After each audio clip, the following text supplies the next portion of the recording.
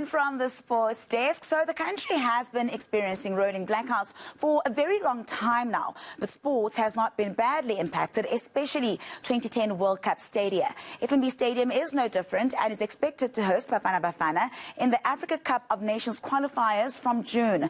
Now, with Claudia Mtimkulu having visited the Wanderers Stadium this morning, Tshepo Thobane joins us from the Calabash as we look at what they are doing to keep on the lights. Have a good afternoon to you, actually. As I said, the 2010 World Cup stadiums have fared very well in terms of avoiding those blackouts. How have FNB Stadium in particular managed to do that?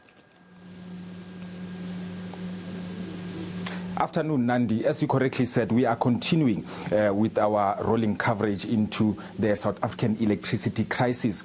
Right now, we are at the FNB Stadium to chat more about how they manage this crisis that is load shedding. With me, I'm joined by the Stadium Management Managing Director, that is Perti Grobela. Perti, thank you so much for your time.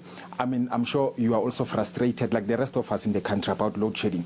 But firstly, how are you managing? How does load shedding affect stadiums such as FNB Stadium? Because most of us assume that because we've got generators, there's no direct implications. Can you tell us more about the ingoings of load shedding? How does it affect you? Yes, Tshepo. As per the normal consumer, we're confronted with the effects of power surges to start off with.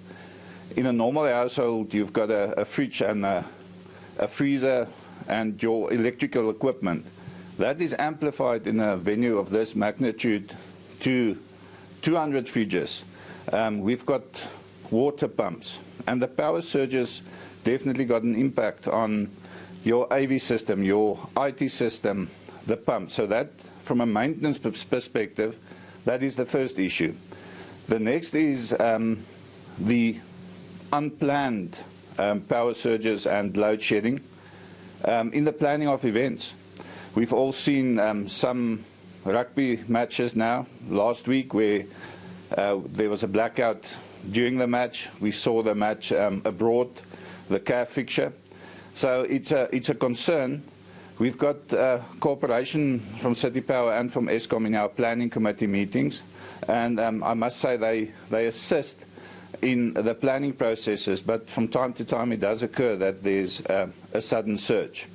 Now, again in a venue with the floodlight capacity and the lux of this nature, if we've got a surge and a load shedding during a fixture, it takes about 15 to 20 minutes for the floodlights to warm up again. So the impact of that will be that players will need to leave the pitch.